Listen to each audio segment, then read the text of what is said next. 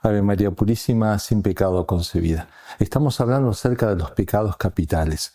Hoy vamos a hablar acerca de la ira. Pero ¿toda ira está mal? No puede estar mal toda ira, porque el mismo Jesucristo se aira, habla fuerte y expulsa a los mercaderes del templo. Habían hecho la casa de su padre, la habían convertido en una cueva de ladrones. Lo que está mal es el desorden de la ira. Ese es el vicio capital.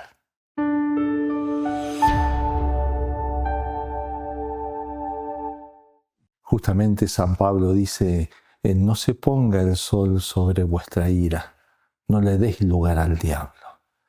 Esa ira desordenada es la que se trata de atacar y de dominar. A ver, pero entendamos bien, para que no se confundan las palabras. Hay una ira que indica la pasión, una pasión que compartimos con los animales. Es un movimiento de nuestra tendencia sensitiva, como una emoción violenta, de alguna manera, que nos pone en tensión para vencer dificultades. Esa ira bien ordenada, cuando está ordenada por la razón, está como disciplinada, es algo bueno y me tiene que servir para enfrentar las dificultades. Es lo que lleva a un papá a fuertemente defender a sus hijos, defender a su esposa, a un soldado a defender a su patria, a un profesor o a un predicador a defender la verdad y delatar el error, o un buen pastor a decir claramente dónde está el lobo vestido de oveja. Así que no nos referimos a esa ira que bien ordenada se pone al servicio de la virtud. Lo que nos complica es cuando esa ira pierde el orden, pierde la disciplina que le da la razón. Y por eso Santo Tomás define a la ira como vicio capital, un apetito desordenado de vengar las injurias. Cuando me enojo, me indigno, ya sea con el pensamiento, porque puedo pecar de ira con el pensamiento, pensando mal del otro, juzgando mal, buscándole como la quinta pata al gato a las cosas. Bien, pero también el pecado puede ser con la lengua. La ira me lleva a palabras duras o irónicas que hacen sufrir, hay veces muy sutilmente, muy delicadamente, otras veces más groseramente. La ira que lleva a decir palabras que en otro momento de serenidad ni se me hubiese ocurrido decir. Ciertamente que eso está mal. También me hace obrar mal la ira y me hace ir en contra del quinto mandamiento que dice no matar, pero también que implica no hacer daño a los demás, o no hacer daño a la fama del prójimo, o no hacer daño con la violencia, de cualquier tipo de violencia que estemos hablando. Bien, entonces la ira es algo complicado en nuestra vida. Hay algo que tenemos que entender, cómo la ira, cuando no se la domina, cuando no se la trabaja, puede destruir la semejanza que tenemos con Dios. Esa es nuestra gloria. Somos imagen y semejanza de Dios. Todo pecado busca afear esa imagen y esa semejanza, pero de una manera especial, dicen los autores espirituales, en la ira, y con más razón cuando la ira va echando raíces en un hombre y lo va dominando completamente, es lo que más destruye la semejanza con Dios. El iracundo es el que menos se parece a Dios.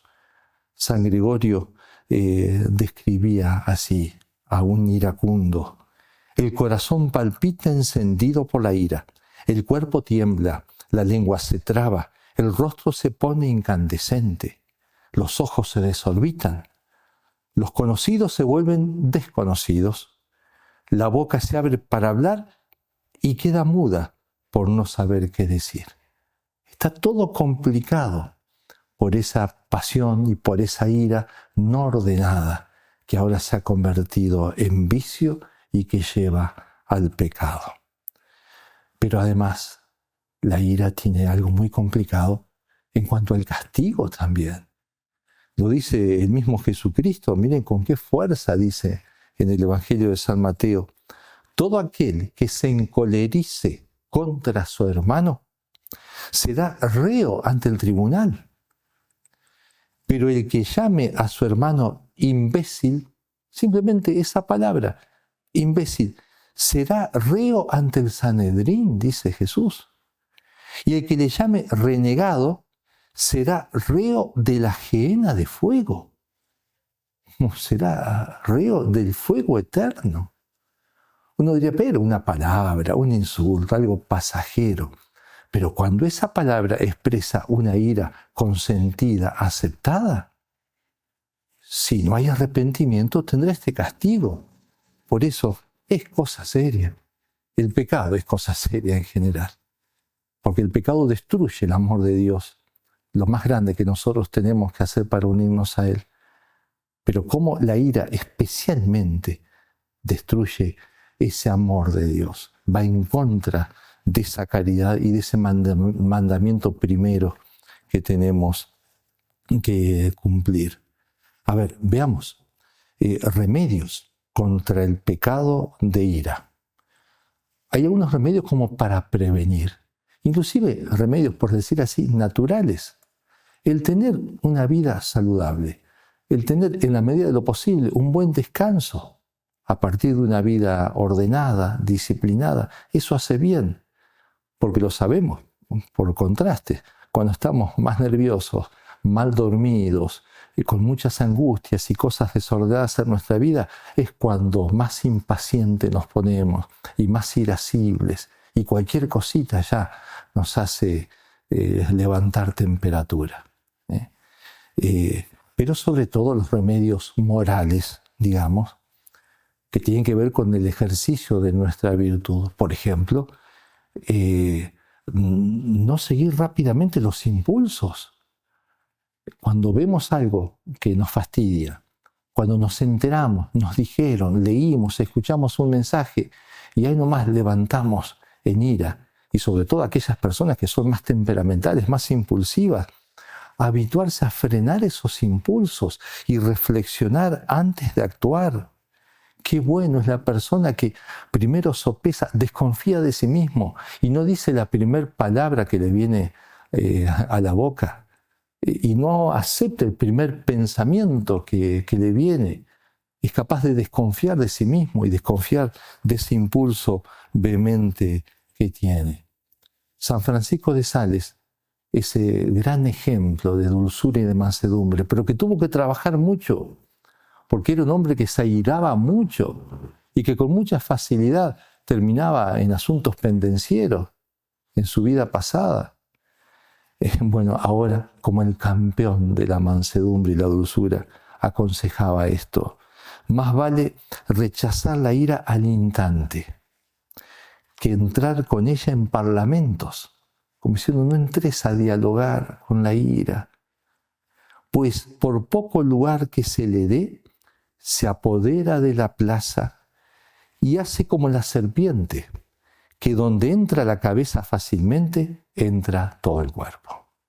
Una vez que dejé entrar pensamientos de ira, cuando no desconfié de ellos, ni me pregunté si esto era de Dios o no era de Dios, sino que ya dejé entrar y después ya sigo dialogando con eso y después es muy difícil salir. Tratar de apartar rápidamente el pensamiento de aquello que me puede excitar la ira. ¿Cuántas veces una mamá o un papá que son buenos, pero que muchas veces se airan desordenadamente ante el desorden de sus hijos, por ejemplo, que otra vez dejaron esa campera tirada, otra vez tu hijo no tendió la cama, y querés trabajar esa ira porque no ganas nada con empezar a los gritos en el momento? Entonces, una de las cosas que tenés que hacer es no te quedes mirando la cama extendida, porque cada vez que la mires ahí te va a explotar la ira nuevamente. En todo caso, hay que pensar el modo, a ver cómo educar a tu hijo, qué penitencias poner, qué estímulos, pero no quedarme como provocándome a cada rato en esa ira. También otro medio para enfrentar la ira, cuando vienen esos impulsos de rencor o deseos de venganza, pensar que somos hijos del mismo Padre, salvados todos por la misma sangre preciosa de nuestro Señor Jesucristo. De una manera especial, pensar en el Padre Nuestro, cuando le decimos a Dios, perdona nuestras ofensas, como también nosotros perdonamos a los que nos ofenden. ¿Cómo voy a rezar bien el Padre Nuestro si no intento al menos perdonar las ofensas y apaciguar un poco esa ira que me lleva muchas veces a desear una venganza? Perdona nuestras ofensas, decimos. Dice San Agustín, Dios les contestará, ¿por qué pides que cumpla lo que yo te prometí? Si tú no cumples lo que te mandé, ¿qué prometí? Perdonar tus culpas. ¿Qué mandé? Que perdonaras a tus deudores. Y no lo estás haciendo.